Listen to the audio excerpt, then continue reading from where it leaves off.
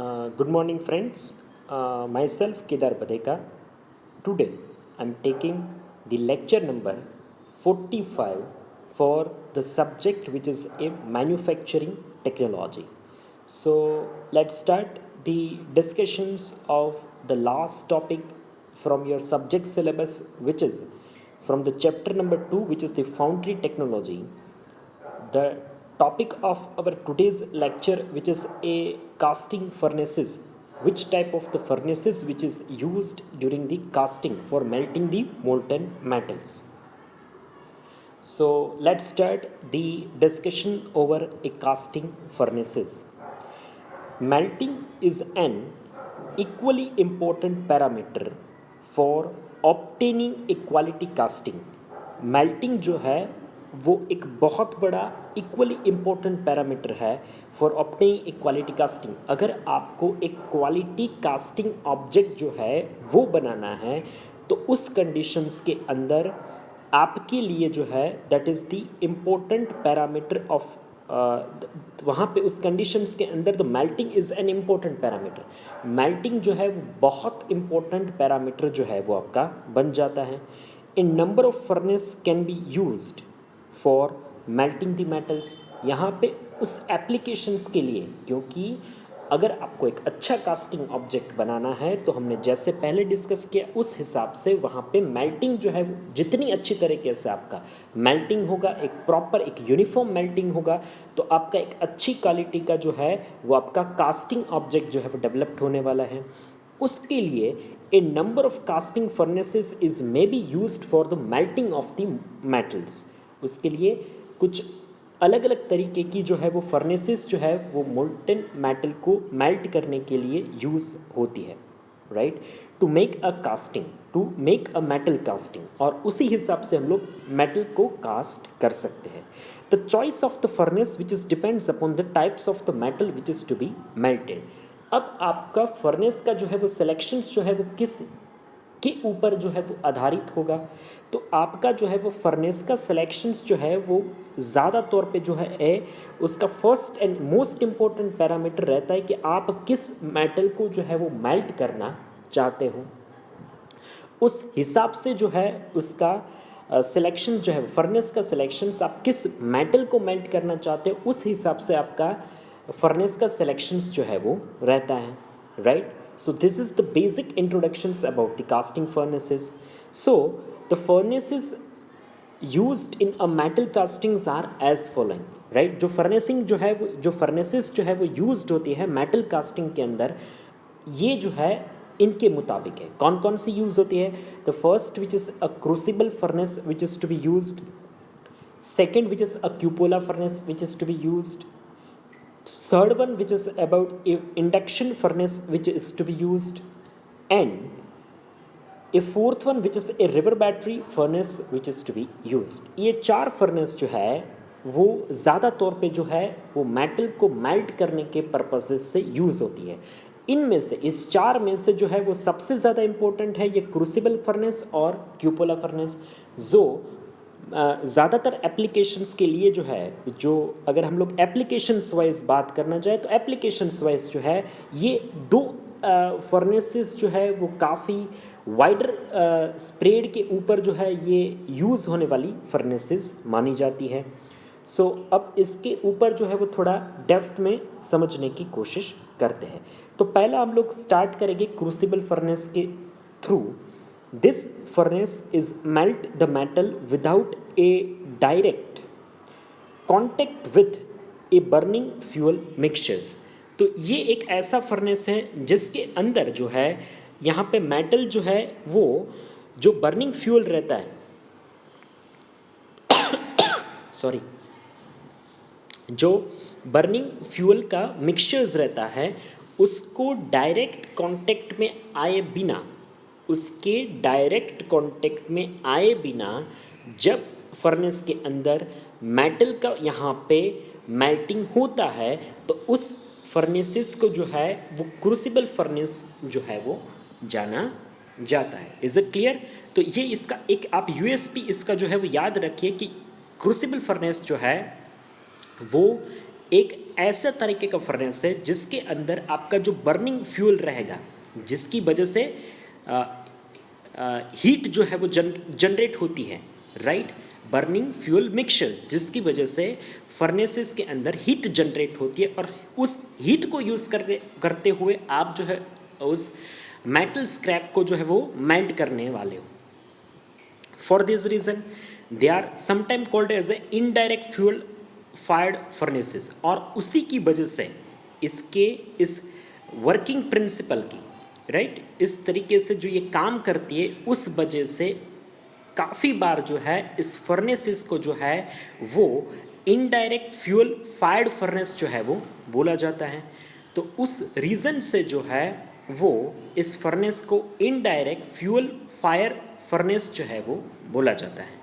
A crucible furnace are closed a crucible furnace are mostly used for melting in non ferrous metals and alloys.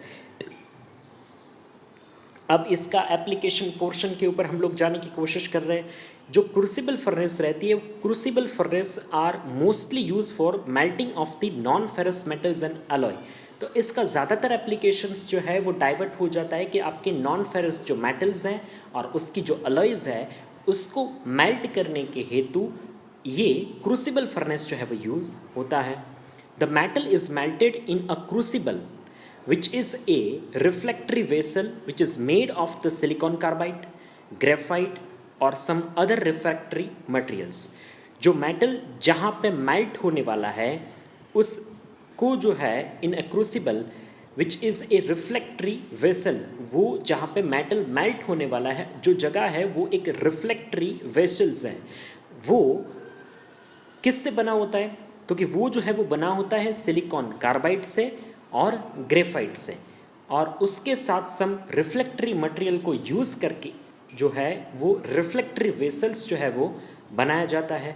और उस रिफ्लेक्टरी vessels के अंदर जो है वो मेटल जो है जिसका मेल्टिंग होता है। So this is about the crucible furnaces. So here you can see there is a graphical representations of a coke fired furnace. So a coke fired furnace, that is coke, that is a कोल जो है वो use होता है जिसके fire से जो है वो फर्नेस चलती है, उसको कॉक फायर्ड जो है वो फर्नेस बोला जाता है। तो आप इसका ग्राफिकल रिप्रेजेंटेशंस को देखेंगे तो आपको ग्राफिकल रिप्रेजेंटेशन से पता चलेगा कि सबसे नीचे वाला जो पोर्शन है जहाँ से फायर को जो है वो इग्नाइट करने के लिए जो एयर यूज़ होती है, तो वहाँ पे सबसे नीचे एयर ब्लॉक है। पूरा जो है वो एक फायर ब्रिक्स जो है वो फायर ब्रिक्स से एक कॉम्पैक्ट पूरा कवर किया गया हुआ जो फर्नेस एरिया है, उसके अंदर वाला जो पोर्शंस है वहाँ पे फायर ब्रिक्स लाइनिंग है, और जिसके अंदर लेडल जो है वो लेडल के अंदर जो है वो लिक्विड मेटल उस फायर की वजह से जो है वो फायर ब्रिक्स जब हीट करता है, उस फायर ब्रिक्स की हीट से जो लेडल के अंदर रखा हुआ जो स्क्रैप मटेरियल है जिसको आप मेल्ट करना चाहते हो, उस मेल्ट जो है वो लेडल के अंदर वो मेल्ट होगा, और उस चिमनी से जो है वो अननेसेसरी हीट जो है वो वहाँ से वेपराइज हो जाएगी। और कवर है तो कवर की वजह से जो है जो आपने मेटल को मेल्ट किया है तो वो लिक्विड मेटल जो है वो वेपराइज नहीं हो पाएगा। तो इस तरीके से यहाँ पे कॉक फायर्ड फर्नेस जो है वो वर्क करता है। It is preliminary used for a non ferrous metal. इसका भी फंक्शंस आप फंक्शन देखने की कोशिश करोगे तो फंक्शन वहीं पे जाके अटकता है कि ये प्राइमरी जो है वो नॉन फेरस मेटल के लिए जो है वो ज़्यादा यूज़ होता है। A furnace is a furnace is of a cylindrical shape of a cylindrical shape, जहाँ पे ये फर्नेस जो रहता है वो एक सिलेंड्रिकल शेप का जो है वो फर्नेस रहता है। Also which is known as a pit furnace. अब उसी के साथ इस फर्नेस को जो है वो पिट फर्नेस जो है वो बोला जाता है। The preparations which is involved in this furnace, which is first to make a deep bed of the coke in the furnace। तो प्रिपरेशन के अंदर बात करें तो पहले क्या करना है, तो एक डीप लोकेशन के ऊपर वो पूरा सराउंडिंग कंपाउंड्स के अंदर आपको एक कोक बेड जो है वो बनाना है। बर्न दैट कोक, अब आपको उस कोक को जलाना है। Till it is attain a state of the maximum combustions, तब तक जलाना है जब तक वो उसका मैक्सिमम कंबक्शंस ना हो जाए, राइट। उस बर्न को आपको, उस कोक को आपको बर्न करना है। Then you have to insert the crucible in the coke bed. अब उस कंडीशंस के अंदर आपको you have to insert a crucible into the coke bed, उस कोक बेड के ऊपर आपको वहाँ पे इंसर्ट करना है। Now remove the crucible, when the melt is reaches to the desired temperature.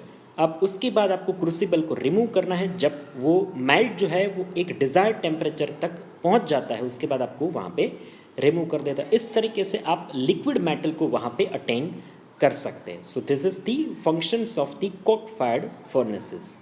Now the second which is the oil fired furnaces, जो oil से फायर्ड होता है उस फर्नेस के अंदर।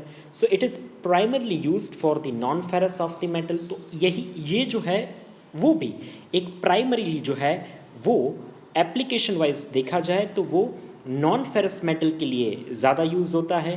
Furnace is of a cylindrical shape, यहाँ पे भी आपका जो फर्नेस रहेगा वो एक सिलेंड्रिकल शेप के अंदर रहेगा। It has an advantage which is includes as a no wastage of the fuel.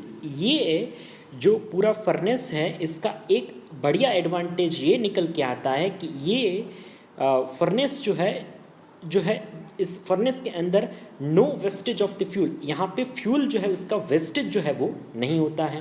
A less कॉन्टामिनेशंस of the metals, इसके अंदर मेटल कॉन्टामिनेशंस जो है वो नहीं होता है। And absorptions of the water vapour is least, right. Absorptions of the water vapour is least, इसके अंदर जो वाटर है उसका वेपराइजेशंस जो है वो कम होता है as the metal is melt inside a closed metallic furnace. क्योंकि इस तरीके के फर्नेस के अंदर जो मेटल जो है वो मेल्ट होने वाला है वो एक क्लोज्ड मेटालिक फर्नेसेस के अंदर मेल्ट होने वाला है, तो इस वजह से जो है वो एब्जॉर्प्शन होना के चांसेस होते हैं, वो एब्जॉर्प्शंस जो है वो इस तरीके के फर्नेसेस के अंदर होने के चांसेस जो है वो नहीं है। So this is the functions of the oil fired furnace. So this is the schematic or a graphical representations of the oil fired furnace, where the furnace structures which is very similar to the previous one, while you can see that here the one of the medium for that burning of that fuel which is the oil fuel is used. A oil tank attachment is fixed besides that area where you can store that oil, and you can use that oil as a fuel to ignite that furnaces and use to melt the molten metal components for a liquid metal generations. So this is the graphical representations of the oil system fire furnace. Now that next one, which is a electric arc furnace. A electric arc furnace, or we can say as a EAF, is use a 3 vertical carbon rods as a electrodes for producing the arc. तो यहाँ पे electric arc furnace की अगर बात करें तो electric arc furnaces के अंदर 3 जो है वो वर्टिकल कार्बन रोड जो है वो यूज़ होते हैं, जिससे जो है वो आप आर्क जो है वो प्रोड्यूस कर सकते हैं। Striking on the charge and heating it to the required temperature, जिससे एक स्ट्राइकिंग के साथ जो चार्ज डेवलप्ड होते हैं and heating is required to the required temperature, और एक रिक्वायर्ड टेम्परेचर के साथ वो हीटिंग वहाँ पे जनरेट होने वाला है। So this is the working functions of the electric arc furnaces.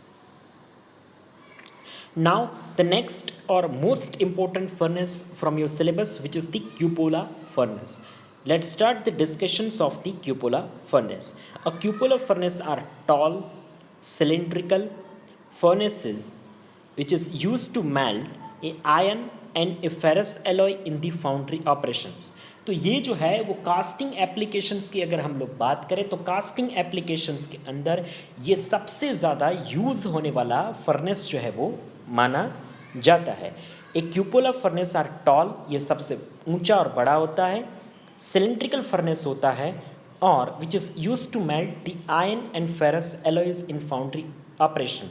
तो ये ज़्यादातर एप्लीकेशंस की बात करें तो ज़्यादातर एप्लीकेशंस के अंदर आयन और जो फेरस अलॉयज़ होती है उस फेरस अलॉय को मेल्ट करने के हेतु ये क्यूपुला फर्नेस जो है वो ज़्यादा यूज़ होता है. That is a alternative layer of the metal and ferrous alloys. Coke and limestones are fed into the furnace from the top. तो यहाँ पे आप देखने की कोशिश करिए कि ये थोड़ा उल्टा वर्किंग कर रहा है. ए alternative layer of the metal and ferrous alloys, a coke and limestones are fed into the furnace, right? जो कोक है, बाकी जो फर्नेसेस रहती है उसमें क्या होता है कि नीचे से फायर करके, नीचे जो है वो स्टॉक रहता है आपका और नीचे से आप फायर करते हैं. तो इसमें जो है वो आप कोक या लाइमस्टोन जो भी फीड करने वाले वो फर्नेस के टॉप एरिया से जो है वो आप उसको डालने वाले हैं. Is it clear? तो ये थोड़ा वर्किंग है वो इस तरीके से ये पूरा फर्नेस जो है वर्क करता है. So a schematic representations of schematic diagram of the cupola furnace is shown in the figure. This diagram of a cupola illustration the furnace's cylindrical shaft is lines with a reflectories and the alternative layer of the coke and metal scrap. The molten metal is flows out of a sprout at the bottom of the cells. Right तो आप देखिए कि यहाँ पे जो है वो steel shell है, लाइनिंग है और एक चार्जिंग डोज है जहाँ से आप जो है वो कोक फायर्स सब कुछ डालने वाले हैं और बीच में जो है वो आपका स्क्रैप वाला एरिया है.